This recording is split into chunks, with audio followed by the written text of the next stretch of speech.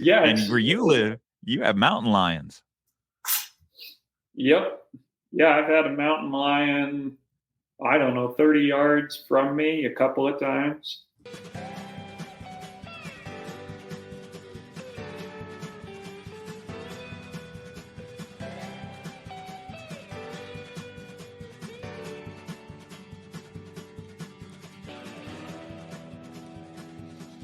Hi, thank you for joining me today on Campfire Chats with Honorable Outfitters. Today, we have a very special guest. We have Richard Harleman coming from way out west.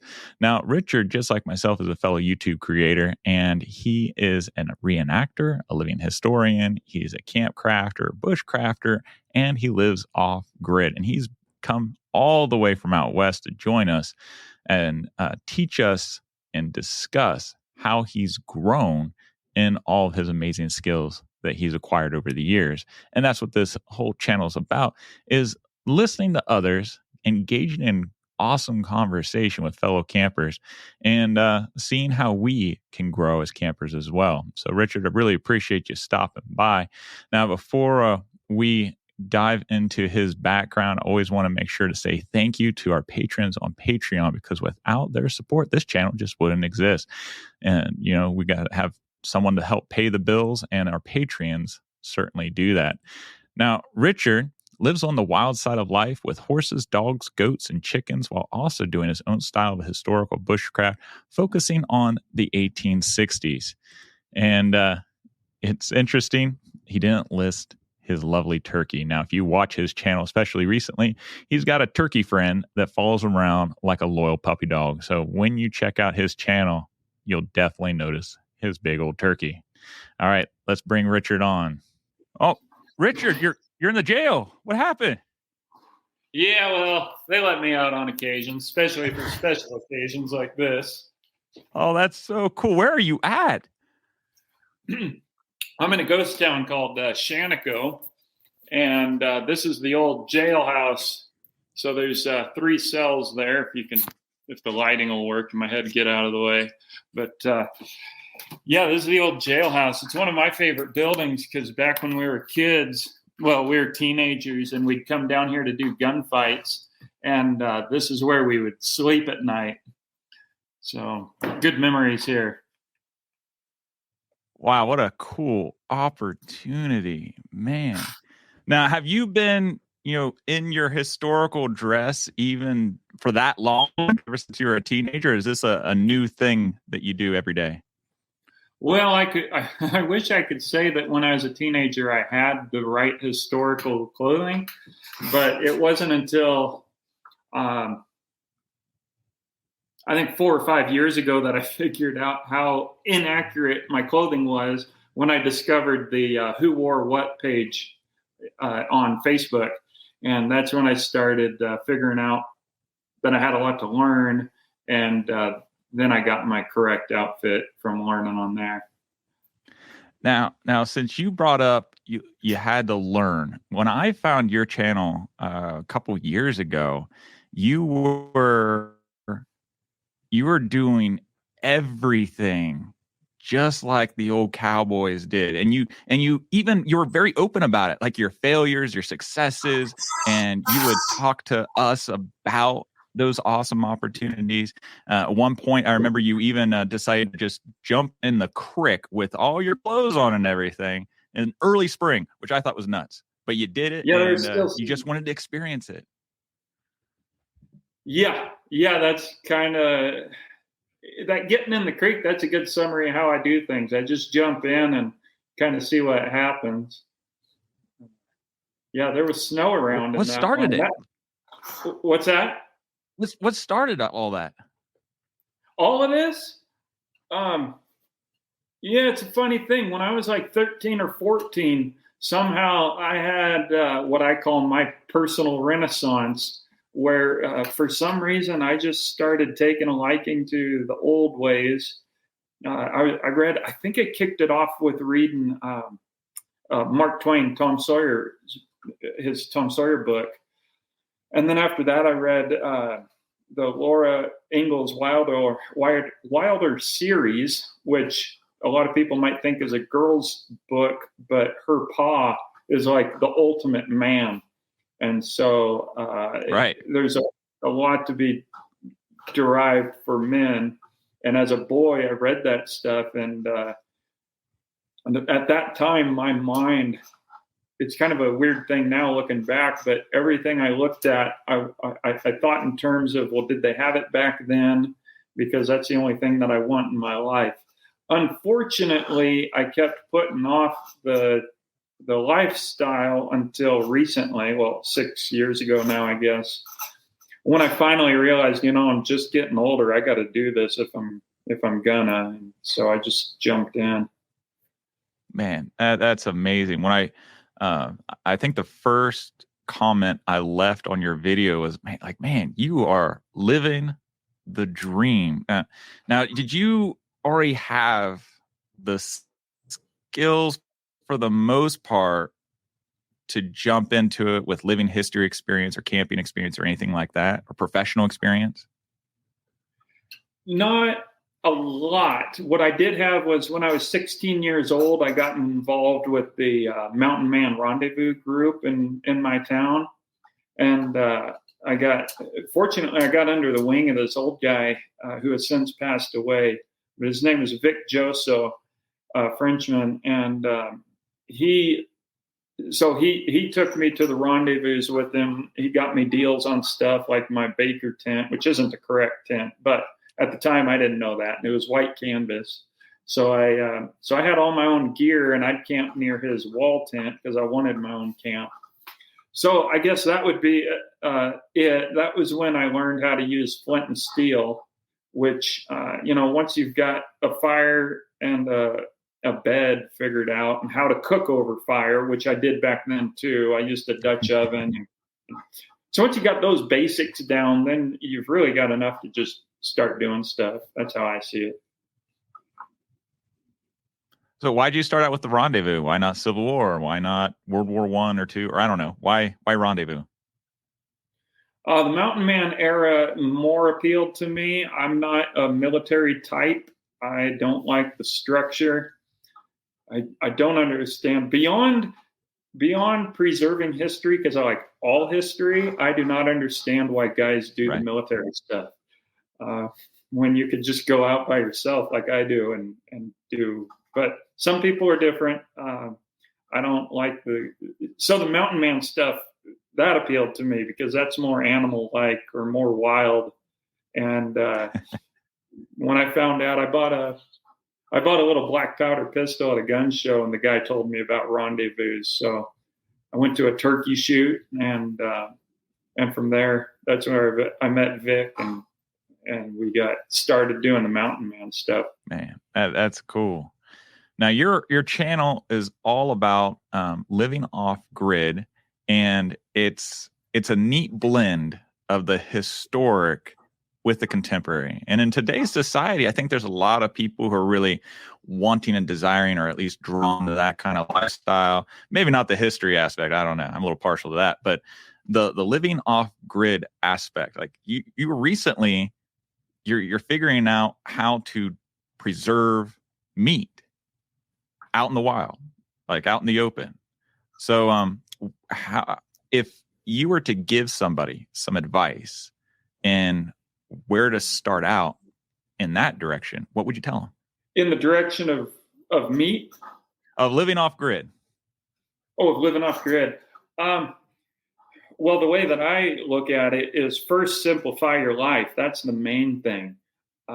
That's why, because a lot of these off-grid channels that are on YouTube, the way that I look at it is it's like they're trying to take city life and make it rural. Right. I mean, what's the advantage of that? I mean, especially like, well, we got to have our AC and our freezers and all that, blah, blah, blah. Then just stay in town. It's way easier. And it's probably cheaper to just be connected to power, in my opinion. I mean, I know I do get the draw of wanting to be rural, but to me, simplifying your life, because to me, it's all about freedom. And you don't realize how bound you are until you start letting go of things. I'm a very sentimental person. I Mm-hmm. love keeping keepsakes because it brings back memories and I just go down those memories. However, I've had to let things go, and that's been a process of learning to let things go. Because instead of living in those memories, which is fun, start looking forward, and you can't do that when you're bound. And so, simplifying my life has been huge. By for one, getting rid of stuff, and for two, learning that you don't have to have a different meal every day. For thousands of years, people ate the same things day in and day out. Uh, I eat the exact same foods, roughly the exact same foods every day. I bought myself some soy sauce and barbecue sauce as a luxury item because I love making a sauce out of it with olive oil and then black pepper. But I don't need it for a long time. For months, I went without it because I was minimizing my food so that I could minimize anything that I had to buy.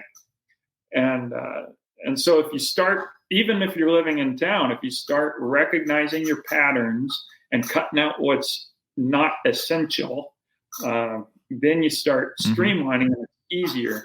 Another great example is I haven't used shampoo in my hair for, I think I did once on accident because muscle memory, I was taking a shower. But basically the last year or two, I don't know.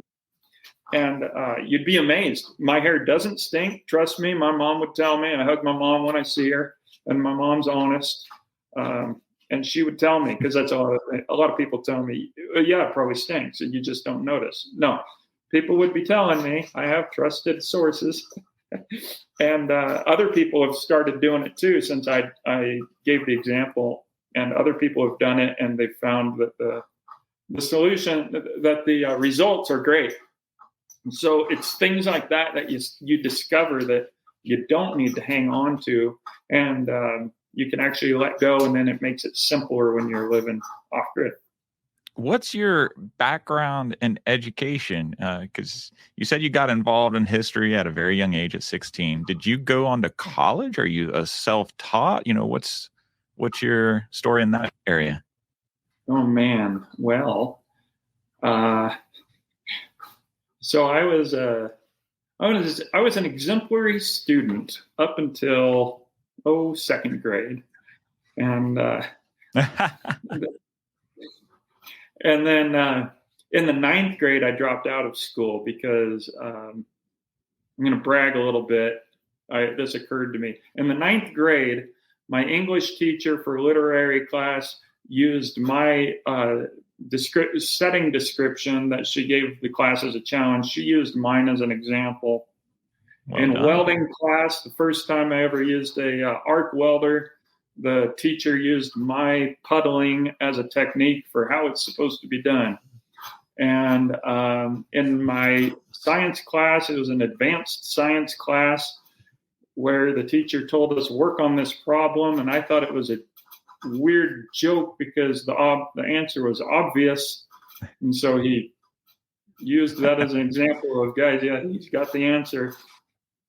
That was my schooling experience in the ninth grade, and I know I'm bragging a little bit, but school wasn't for me because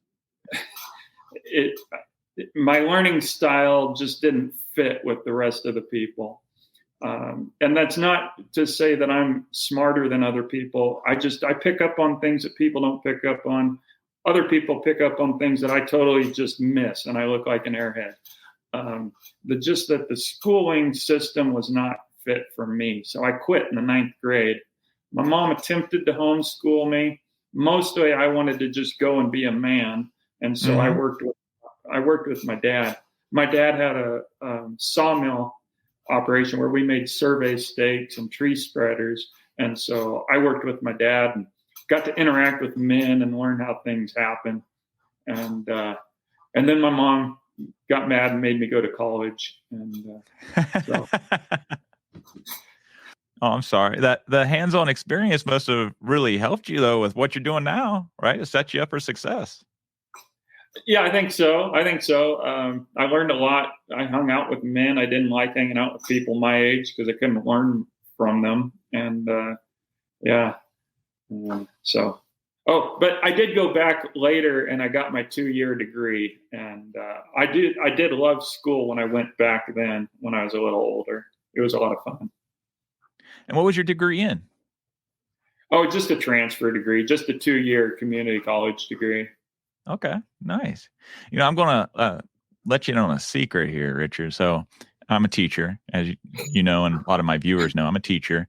And when I graduated high school, my class size was 78. And I'm pretty sure I graduated at 76. So there's hope for all of us. But Nice. I really do think that real life hands-on experience goes far above and beyond book knowledge. I really do. And I think you're a testament to that. I think anybody who watches your channel can clearly see the ability, the education, the knowledge that you have, and you don't stop. You're not satisfied with basic knowledge. You're constantly trying to learn more and new things. Yeah, I appreciate that because I sit around thinking I'm an idiot all the time. So everything I'm doing, I'm learning, and so I appreciate that. Now, you're off-grid homestead. You have horses. And in fact, I love watching your horse videos. I used to have a horse myself, so I long for that again. Mm-hmm. But you have horses and you have goats, you have chickens, you recently have a turkey who's your best friend. Where did you start with horses? Or, if someone who's wanting to get on the off-grid lifestyle, how should they, you think, start out with animal management? Well, I can tell you what I figured out in my view, but then granted, I'd like to clarify that my philosophy, I call it, let's see if I can point at it, over on the wild side, intentionally. Yeah. Because my thing is, I once had this Cocker Spaniel, and I told her, we lived out on the river on 35 acres and just tons of trees and everything. I told my dog, I said, anywhere you go, I'm going to follow you, and I'm going to do it barefoot because I was barefoot at the time. And so my dog took off as if she knew what I said. Like as soon as I was done talking, she just took off running, and I followed her. I followed her all through the thorny bushes and across the creek and everywhere she went. And that's the style. I look at my dogs and I'm like, how can I simplify my life and be like a wild animal? So that's important. The reason I'm saying this is because I have a very different goal and a different philosophy than most people. Like I said already, that a lot of people just want to replicate a city life out in a rural setting. Right. Not all of them. And some people do get more rural in that they raise their own animals and they garden. And I respect that. But it's a different philosophy from mine because, for instance, I decided I didn't want to garden because I've learned some wild edibles that grow. And if I did grow anything, one of the important ones for me is leafy greens. But back home on my property, I looked around, I had 30 acres of leafy greens already growing. And so I saw no reason. Yeah, I saw no reason to garden. And so I just wanted to clarify that. That's my philosophy. So as I share, mine is a more simplified than most people. So for instance, chickens are great because you get eggs and protein, but on the other hand, they're dang expensive. It's cheaper to go pay whatever. I mean, I can get eggs for a dozen for $3.50 or $4, and so it's almost cheaper and easier to just buy eggs from somebody else than it is to buy corn and chicken feed. Because now, unless if you want to raise worms, and there's a lot of insects that you can raise for chickens, then you don't have to buy the feed. But that's the problem with chickens is they're a lot of months they're the most expensive animals I've had, and but I'm such a sucker. I love chickens, so I kept them around. And while my horses are out eating grass on property that's going up in equity, and so the horses helped me increase my personal wealth, while my chickens are just an expense and might give me eggs for 2 years. This year, I'm finally starting to get one egg reliably. So, oh my, yeah. So I have a lot of different views than most people. I wouldn't recommend getting horses. Do not get horses unless you want to do the Old West thing.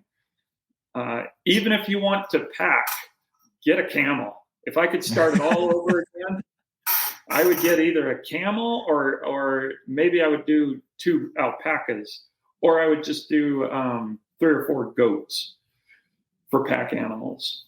There's a guy named Aaron. He lives nomadically. He travels with his little wagon, and he's got 4 sheep that he pulls his wagon with. And he gets milk from those sheep, and he gets wool, and he makes stuff out of the wool. So that's way smarter than having horses. The horses are just the childhood dream and the history aspect for me. And how long have you had horses? Did you start as a kid with horses? No, I wish. I wanted to. When I had my personal renaissance, I wanted to buy a horse. And, I still remember this guy telling me, yeah, you're 16. When I was your age, I just wanted a car, not a horse. And but all I could think about was getting a horse. But I didn't have any support. I didn't know what I was doing. And I didn't have the confidence that I have now just to jump into things. So I didn't get a horse then. And then I lived my life. And then in 2015 is when I bought my first 2 horses. And then I had 8 that were running wild. I've done things with horses that other people think you can't do. For instance, out at one of my properties, I figured out that I could let them run wild. And so they pretty much stayed in a 300-acre area, even though the gates were down and the fences were down, and they could have run to Mount Rainier if they wanted to. But I found that they chose to stick around, and that 300-acre playground is basically what they stayed in. That's pretty cool. Yeah. When I was I think I was in college. Yeah, I was definitely in college.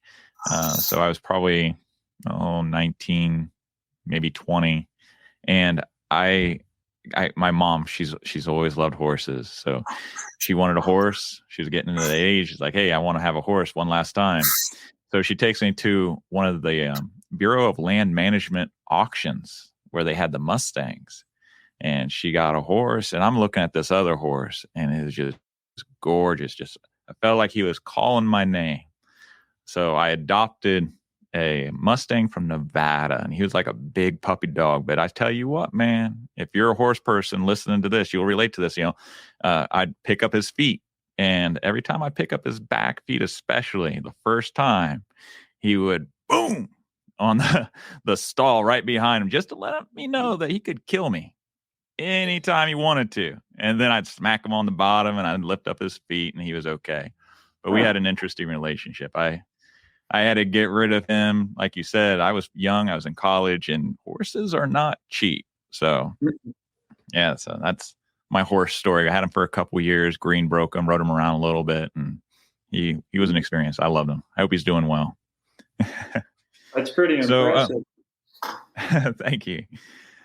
So let's shift it a little bit. Let's talk about camping, because a lot of your videos, especially when spring hits and it's warm weather and stuff, you start putting a lot more camping videos, whether it be packing a horse and going out in the mountains and stuff. Now, the camping you do is very traditional, very traditional. How's it like not taking sleeping bags and just relying on a couple 5-pound wool blankets when it's 30 degrees or colder? Well, it hasn't been too bad. a big part of that has been conditioning myself to accept the cold. Um, so really, when I go on an actual camping trip, I'm not that uncomfortable. It was more when I did my brief series of tarp tents that was on my property. In It was somewhere between 5 and 10 degrees at night Fahrenheit. That's when I got cold, but I was pushing the limits on that intentionally. That's too cold. Oh, and I don't have two blankets. Okay, so I got to clarify though. I like to be super upfront about everything.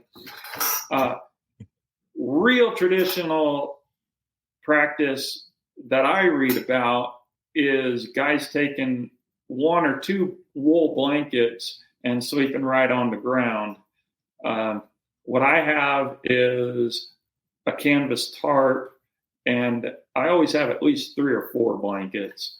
So I got to say that I got to clarify that because I'm really true to the history, and I am aware when I break from it. So that's my practice because I put 2 blankets under each saddle, my riding horse and pack horse, and then I've got 2 tarps for packing my gear in, and then I use them for my bedding.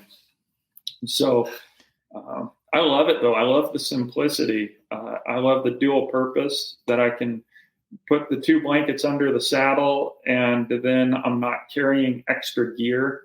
Because like I said, if I could, I'd rather be like an animal. I envy my dogs who can just go and they like to dig a little hole and sleep in it. And I have to carry stuff. So. Are you planning any upcoming spring campouts that same way? Yeah, definitely. I'm working on it. As a lot of people know, I'm in Oregon, which is a new area as far as going out and camping. And I haven't abandoned home. I still have tons of places I want to go and ride there. But while I'm here, I'm looking for places that I can go. And I think I have 2 good routes now, both of them going to rivers, one being the John Day River, the other one being the Deschutes. And I got to go explore them. Yeah, one of these days I want to get down there and check them out and see what kind of route I have. And then I have a new challenge in that I'm training Barley Mash to be my riding horse and my mare to be my pack horse until my mare is rideable and she'll be my riding horse. And so that's a new challenge for me. So my trips might start with me walking most of the time, but I hope to get out camping very soon. Now, when you go on your horse treks, do you end up taking like a couple bags of feed for the horse, or do they just forage on the grasses and the fodder that they can find? Yeah, they just forage. There's actually a ton of grass available. Yeah. When you go camping out, you usually take your dog from what I notice, but have you always gone camping with one of your animals, or do you go camping at all with just by yourself? Let's see. I always go with my animals, and there's a reason for that. I'm trying to think if I went without a dog once. Seems like I did a hunting trip where I didn't have a dog, but I don't think so. I think I've always had my dog because they're my defense. Like my dogs, they are very territorial, and so they keep the animals away at night. And honestly, I think the people who camp without dogs are impressive because I'm so used to them. I wake up, they wake me up at night, and I was bringing my spotlight with me. It's like a gun, it's got a trigger. So the dogs wake me up, I grab my gun and my spotlight, and I'm ready to go. And then I quit bringing my spotlight because obviously they didn't have those back in the 1800s. And I really rely on my dogs. I'm kind of jealous because I went solo camping once, and it was probably the most uncomfortable camp out I've ever been. I'm kind of like you. I'm kind of impressed with those who do the solo camps, but I think it was in the fall I did my solo camp, And there were coyotes all around, and they're yipping and howling and stuff. And I did bring my 38 just in case. But really, that didn't give me too much peace of mind, to be honest. Like, I was very uncomfortable. Yeah, And where you live, you have mountain lions. yep. Yeah, I've had a mountain lion, I don't know, 30 yards from me a couple of times. Oh, a few times if you count at my other property, but at the one property, uh, had mountain lions. I did see one night when I was hunting and I had my dogs and I had my spotlight at that time. There was a cat walking on a log. I don't know if it was a bobcat or a cougar, but it was a wildcat. And yeah, camping alone is just not my thing. Having the dogs is great. If you like this video so far, we'd appreciate if you click like. That way other people find it. You'll be doing them a favor. We really appreciate it. Now, what's your favorite type of camping? Do you like backpacking? Do you like using your horse? And as far as tent or shelter, what's your favorite shelter? Yeah, my favorite camping is when I went with one horse, honestly. And that's because my horses are not trained really well. If I had two horses that were like Bo was my main riding horse, and I've got a video of doing a solo trip with him. That was my favorite because I know how I can tie him, and he's strong enough, and I go with light enough gear that I didn't weigh him down. So it was the simplest. When I've taken two horses, then it's just more work trying to find them food and keeping one of them tied that doesn't tie well yet because he's young. But that would be my favorite. Oh,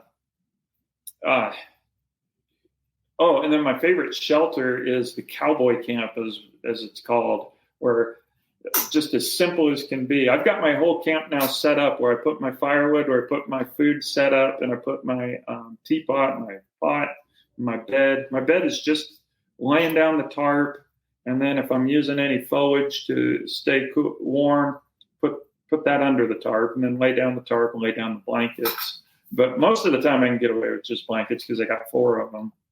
And so just as simple as can be. You've mentioned in your videos before, the kind of wood that you have in your area is usually not a hardwood. It burns up hot and fast.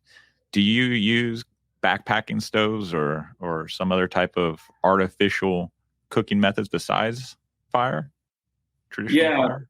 Yeah, I got really good last year at cooking over wood because all year last year, even through the heat of the summer, I never did start using propane. I just cooked over wood. So I got pretty used to being able to know, okay, I'm going to need about that many sticks, and I got my cooking done.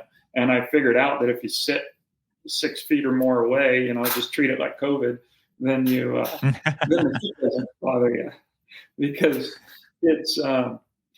it's hot enough. You get away where the heat doesn't affect you. So you just go over, fill it with a little more wood, and when you have to, and that's tolerable. But nice. Yeah, that was at home. When I go camping, if there's burn bans, because I live in a dry area, then my method has been an alcohol stove because there's no O-rings involved. It's just a little can, and then you just bring alcohol that I used to be able to get at the dollar store, and it's super simple and it's pretty lightweight. So that's my go-to when I can't do fires. Now, knowing you, is this a homemade alcohol stove or is this a manufactured that you purchased? Absolutely homemade. It's the cheapest one I could find. And then I figured out you can go even cheaper. Honestly, you can just get, so the one that I use is called the Fancy Feast, if you want to look up videos on it. But they told me I had to get this special cloth. I think it was welding cloth that you line it with. And it's a good design. It takes Fancy Feast and a tomato paste can and this cloth. The cloth kind of works as a wick. But I've tried to see how simple I can go. And I took like just a tuna can, just throw some dirt in it, add alcohol, and light it. And that works as long as you're not, putting your stove right on top of it. You got room. So just a tuna can with the dirt and alcohol, and I might try doing that again this year. And it would make it a little bit wider than the tomato paste can. But yeah, I super would have simple. never considered using dirt to wick it. Yeah, it worked great when I did it. It's been a few years, so I need to do it again, make sure it's up to par. Yeah, you need to show that in one of your YouTube videos, man. Like, that's cool. That'll change the world. Yeah, I should. I'll get a tuna can and practice and demonstrate it. When you were younger, you said you hung out with men. Uh, you worked in the lumber mill industry, things like that. So you were pretty self-reliant. You grew up with a self-reliant mindset already. Did your dad teach you how to camp, or did you go camping with your family? Where does that Yeah, start? my dad didn't. I mean, when we were kids, we went camping, but that was totally dependent on my dad. He'd just set up a tent, and mom would lay out bedding. We were just kids, and we just did campground camps, and that was a ton of fun. But no, mostly it was just trial and error. Like one error, the first time I ever camped alone, I went up to a lake with my German Shepherd, and I set up my rendezvous tent, and I got, let's see. No, actually, I was comfortable that night because I cut a bunch of fir boughs and made a bed, and I was pretty comfortable. It was when my dad and I went to that same spot, and I didn't check the weather or anything. Where now I watch the weather really close, and yeah. Anyway, it got cold. It got dang cold that night, and like it was just miserable. And so I figured out. So that was one of the errors. And then so when I went and made the fir bough bed, I was warmer. But I never really watched how cold it got. That's what I do now, big time. Is like, okay, it's going to be in the 20s tonight. How much gear do I need to be warm when it's in the 20s at night? And okay, tonight it's going to be in the teens. So what do I need to do different? And how much has my body adjusted? Last winter, I stayed in my teepee for a long time. I was quite proud of myself. It was getting down into the teens, and I was still sleeping in my teepee with no fire through the night. So I'd get up, just get out of bed, and start a fire. And so you watch the temperature and figure out what you need. So now, as long as I got a rough idea of how cold it'll get at night, I know what I need to take with me. Wow, that's a lot of experience then to get to that point for sure. I'm not at that experience level. No. And I thought I do a lot of camping, but I think your lifestyle really has given you the edge on that one. Yeah, I used to sit in my cabin by the fire, and it'd be blowing or snowing outside, and I'm thinking, I need to be out in that. I need to be camping in that. It took me a few years before I actually got to getting out in. Intimidating, that's for sure. I mean, hypothermia and other cold sicknesses, that's no fun. Yeah, I went slow. First I started living in my cabin, but I always had a good warm stove, so I'd sit there with the door open. But I'd go outside and I'd get used to the weather, and then I started. I don't remember when I did my first outdoors. I guess I stayed in my teepee when I had it set up down here as an Airbnb, and just I kind of started doing it gradually, and then I saw a cold night would be coming up, and so I'm going to give that a try, and then the more I did it, the better I got adapted and figured it out. Now, there's a thing that you keep bringing up is getting acclimated or getting conditioned to it. So I think that's probably some pretty solid advice to those of us who want to do more long-term cold weather camping, or maybe just even if you're starting out, you don't want to jump into it. You want to acclimate yourself. Is that what you would suggest too? I do. I think that for me, and I kind of think it's common for a lot of people, it's fun to watch all the bushcraft videos and camping videos, but then it's like we put our own weight on our shoulders of, oh, that's how I have to do it if I do it, or else I'm a phony. And once I got rid of that stupid mindset, all of a sudden doors opened up. And I try to convey that people for whatever my opinion is worth. I really want people to just have that freedom. So, go camping, set up your camp and have your car or truck, whatever, right next to you and give it a try. And if you find you're too cold, that's a learning experience and that's a growth. And get in your car and get warm. There's no shame in that, because then you go home, you process, and you think, okay, what did I do wrong? What do I want to do different?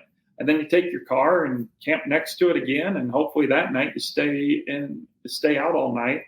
And if not, no shame. You just get in your car and I think that if people felt that freedom, they'd be able to get out more. Another thing I like to tell people is don't even go camping. Just get out and bring whatever stove system and coffee making system you're going to use, and just go out and do that. And you're going to have a great day. You're going to have an awesome time of learning. Even if you fail, you've figured it out, and your brain will go home and process. And that's very counterintuitive to what we learn in society. And this is where you start training your brain to be independent and self-sufficient, is going and processing and then making corrections. And that's all. You'll be doing that for the rest of your life, but that's where the freedom comes. Yeah, I think that's really well put. I did a survey on my YouTube channel a while ago about what is it that kept people out from camping. And of all things, it was time. And I'm thinking, like, man, that's kind of a hard thing to try to solve for people. But I think your suggestion of, like you said, even if it's just out beside your car, everybody's pretty much got a backyard. They might not be able to go to a state park, or they may not have property or something like that. But just getting outdoors, maybe even your back porch, maybe you don't even have a tent, you just go on your back porch and lay out there and see how far you can make it. That is fantastic advice, I think. I appreciate that one. That's good. That's a gold nugget, I think. Yeah, just a piece of plastic in the backyard. That's a great idea. And when I was saying you, I didn't mean like you. I mean whoever's watching. But yeah, right in the backyard. There's a lot of people that are aware of the bushcraft videos where the people are camping in their backyard.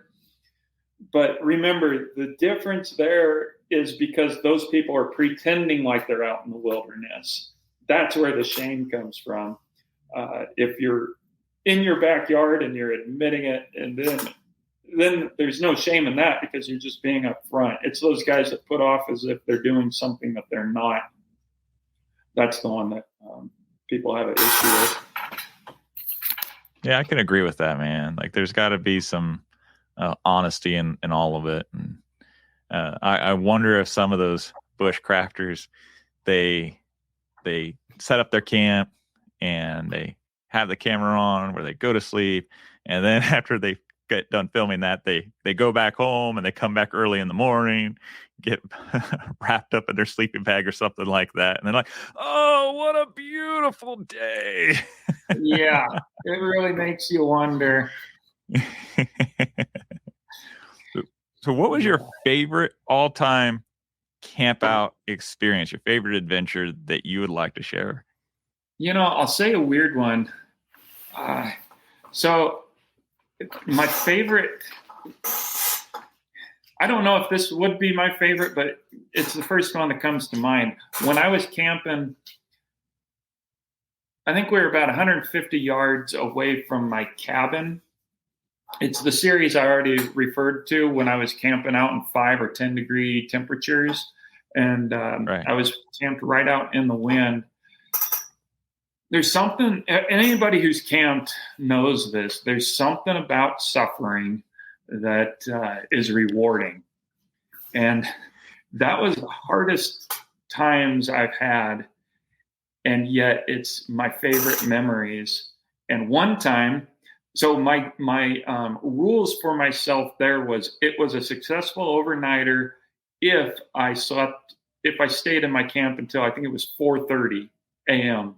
because that's when I was waking up anyway. Every day I would wake up at 4:30, so it's not like I was waking up extra early so I could leave. But for those were experiment practices for me. So as long as I stayed till 4:30, I considered myself okay. I've achieved what I was hoping to do. And then one time I actually had to. I couldn't. Okay, so when you wear Old West clothes, you wear a long shirt, you wear suspenders, and then you got a vest with about 10 buttons on it. And so on my trek back to my cabin where I had no fire, I made sure my fire was out so it wasn't warm in my cabin. Anyway, I didn't even make it to my cabin because I couldn't go any further. I had to stop and go number 2. And so I had to do all my buttons really fast because it was coming on quick. I had to undo all these buttons. I had to pull my vest off, pull my suspenders off, get my 5 buttons on my trousers undone, and barely did it in the nick of time. But it was about 10 degrees or 8 degrees Fahrenheit, and the wind was blowing, and I was just there totally exposed, doing my thing. And that's one of my favorite memories. And then then I went on home to my cabin, started a fire with flint and steel and my wood stove, and it was just so rewarding. And then here's the clincher. Here's the final part of that story. So then I was gonna go camping, and I was in the front of my wood stove, and I thought about going camping again outside like that. And inside of like my heart or whatever you want to call it, I had this like leap of joy, like, oh, cool, because I can suffer and then come back to my wood stove and have coffee. And you can't enjoy your wood stove and coffee the way that I did, unless you struggle through the night. And I don't know, it's just a weird experience. I think that's some life philosophy right there at the end, man, where you said you can't enjoy it unless you go through some suffering. I think that's pretty deep, brother. I really do. You dropped some truth right there, I think. Cool. When you mention that it was a weird experience, and it's weird in part because you suffered and because the suffering is stuck with you and it's more enjoyable. I'm a scout leader, and when I took my scouts to camp out in March, it was it was the one camp out where they're supposed to light their own fires with 3 matches, and it's been raining all week. When we get there, the ground is just soggy. You're walking, and it sounds like you're walking on sponges, and the scouts are just miserable when they're supposed to make this fire. Now, they're having fun when they're splashing around in the puddles and stuff, but man, when it came to actually making that fire, they were just miserable. Like, man, can we just go home? Can we just go home? I was like, no, because you may hate this right now, but your shared misery will certainly be one of your favorite memories. If nothing else, you'll be cursing out your old scoutmaster about how he made you do this, and that shared enemy will help you out. So how'd it go? Did they get a fire started?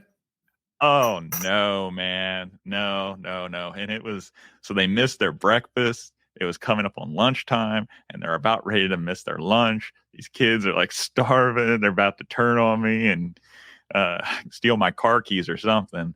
So we ended up giving in and gave them some fat wood and helped them light some fires and stuff so they could get their lunch. But, it was a learning experience, because now this next time, like, man, next time we're going to bring our own tinder. We're going to bring all this dry stuff. We're going to come prepared. It's like, there you go. That's a lesson. Yeah. That's a lesson. And they're not discouraged. They want to do it again. Yeah.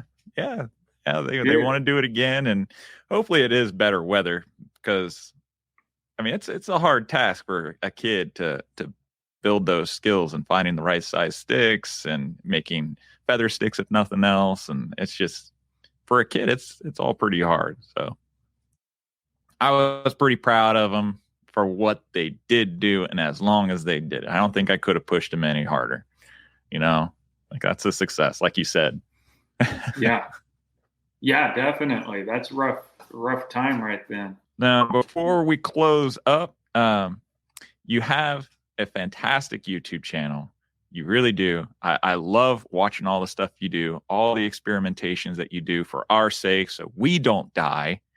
You take all that on your own shoulders. You're very upfront. You're very honest. We were talking about the bushcrafters who may be a little fake and everything, but even when you're doing the series with your tarp tents, you came back and you admitted your mistakes. You admitted like when you called it early, things like that. Like if someone that's listening to this and watching this, like they want honesty, they want to see an experiences that is way above, in my opinion, the level of like Alone or something, because you're teaching them. You are teaching them. If there was one important skill that you have that you think people should learn, what would it be?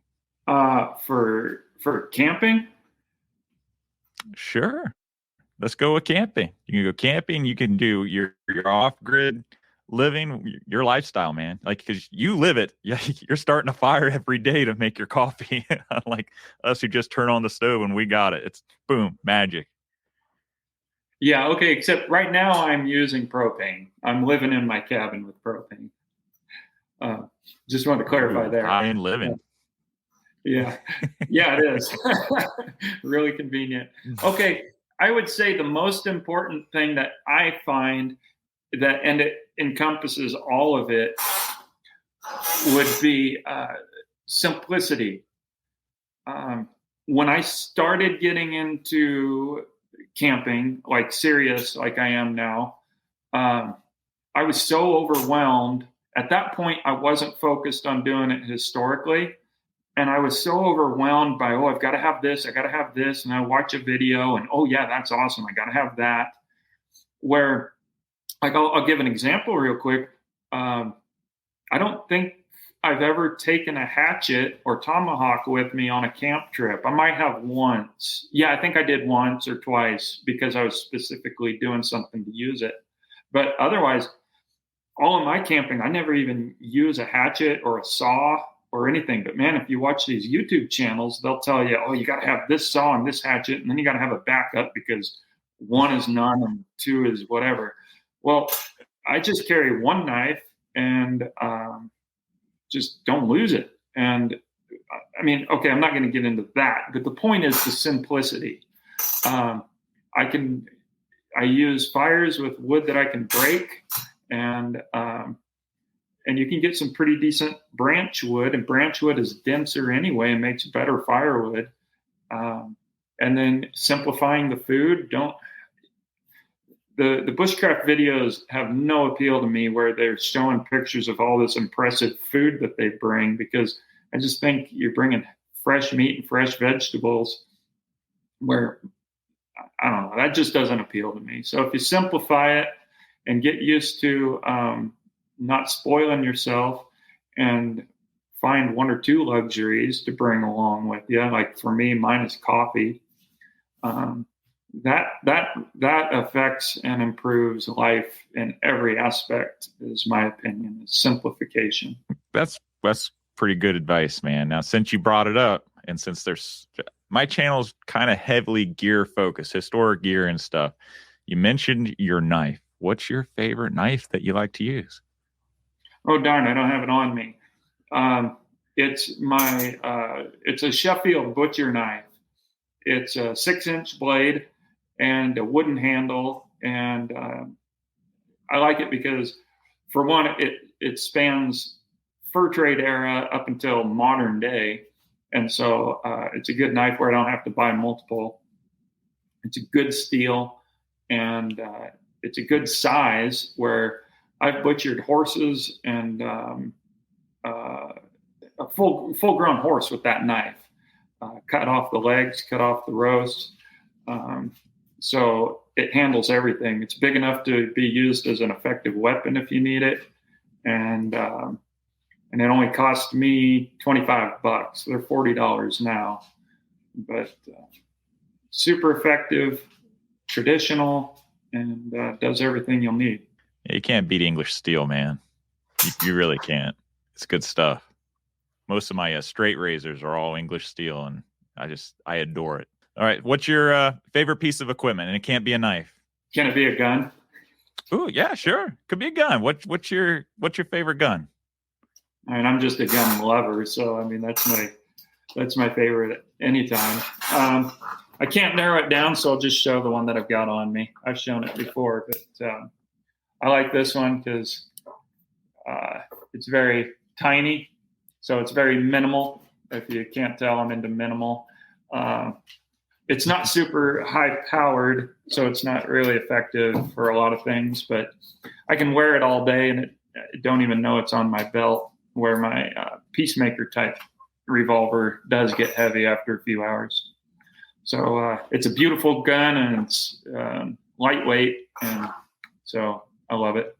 Is it a 36? Oh, sorry, it's a 31 caliber. It's the 1849. Okay. I forgot to say. I apologize. It's the 1849 Colt pocket revolver. It's the most sold gun. It was his most sold revolver up until he came out with the 1873 model. I'm a Remington guy myself. I got an 1860. What is that? An 18? Is it a 63? The pocket one? No, it's the New Army, Civil War guy. So is that okay? 63? Well, they call it a 63, but it's actually an 1858. Yes, you're right. So it is the 1858. Remington. No, I got it backward. I'm sorry. They call it an 1858, but it's an 1863 or 62. I apologize. All right, I'll give it to you. I don't even know. Maybe I'm just talking out my butt. But no. But it's I like the Remington. Yeah, it's a beautiful gun. That's what I used to use at the rendezvous. I'm bummed because it's rusted now and I can't use it. It's a sweet revolver. I bought my revolver at a gun shop, and it had a little tag on it that said parts. And I was like, man, it's $75. That's pretty sweet. I'll see what I can do with it. Nothing else. So I brought it home and I was tweaking a little bit.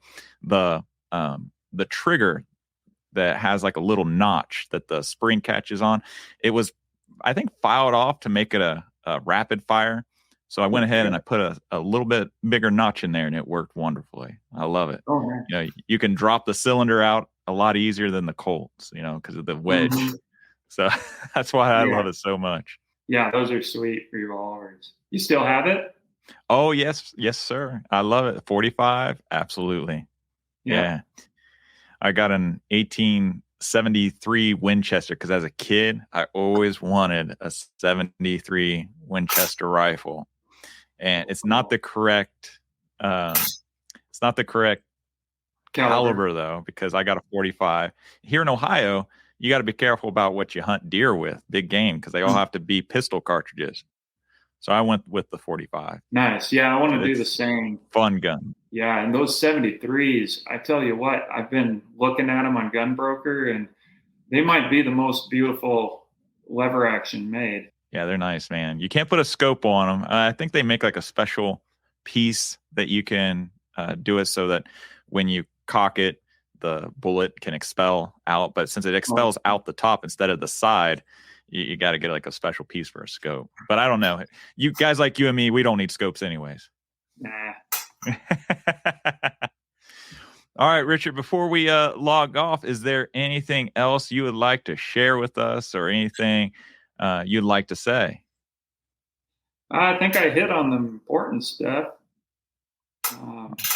Really appreciate what you're doing. I love your channel and you're preserving history. Well, I appreciate that, man. I appreciate everything you're doing as well. Folks, you got to get on YouTube. You got to check out Over on the Wild Side.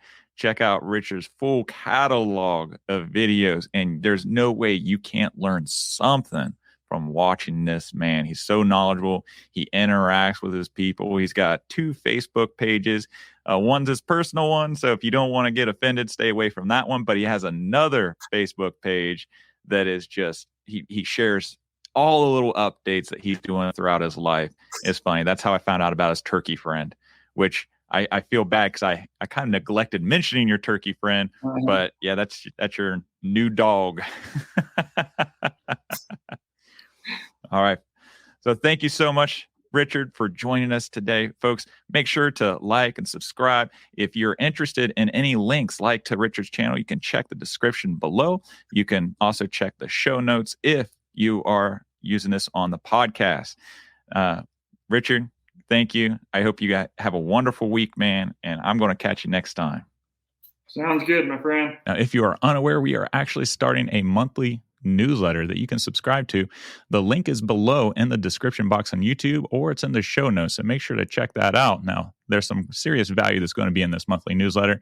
You're going to get a bunch of pictures, updated guest lists, so you know exactly who's coming up, and you don't want to miss a thing, and a bunch of tips, tricks, and of course, suggestions on how to spend your money wisely. That way you get the most out of your outdoor experience, but even more so, the suggestions to get outdoors and enjoy the time that we have. And don't forget to check out Richard's channel over on the wild side. That's on YouTube, and he's got a fantastic catalog that you just don't want to miss. We appreciate you guys joining us. We hope you guys have a wonderful week. Give a kiss and hug to your loved ones, and we'll see you guys next time. Take care.